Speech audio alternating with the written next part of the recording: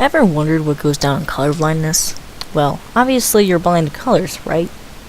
Actually, it is way more than just that. First of all, there are 3 different types of color blindness. From common to least common, there is red-green color blindness, blue-yellow color blindness, and complete color blindness, which is the one you're probably most familiar with. But there are even more types of color blindness beyond that. Red-green is made up of protanopia, protanomaly, deuteranomaly, and deuteranopia. And blue-yellow is made up of tritanomaly and trinopia. For complete color blindness, there's only one type.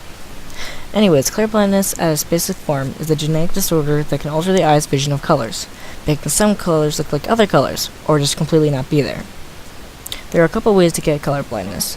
First of all, because it is a genetic disorder, it has to be inherited. Red-green color blindness, the most common color blindness, comes from a mutated X chromosome being passed down, which is actually very good for women.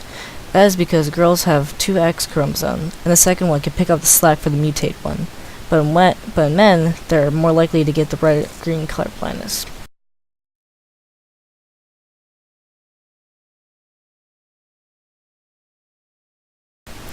Blue-yellow color blindness is inherited by an autosomal dominant gene. But we still don't know what happens in color blindness now, do we? To start off, color is made from different wavelengths and light waves for us to see them. Our eyes work with these waves by using their photoreceptors, which can be divided into 2 groups, rods and cones. There are way more rods than cones. The rods are meant to help us with our vision, while cones are meant to help us for our color vision.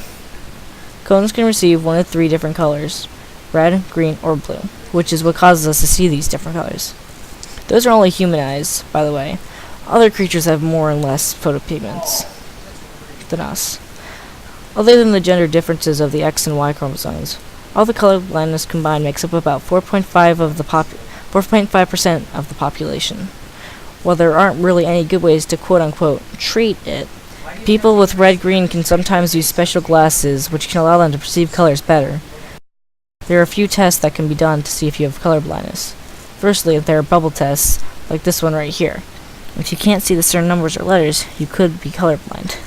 Also, there is something called the anomaliscope, where you could match 2 colors that are differently shaded. Not to mention, if someone has complete color blindness, it shouldn't be too hard to notice, since everything would be black and white or gray. And that about wraps up this presentation. So remember, don't look at color blindness so black and white. There are different forms of color blindness.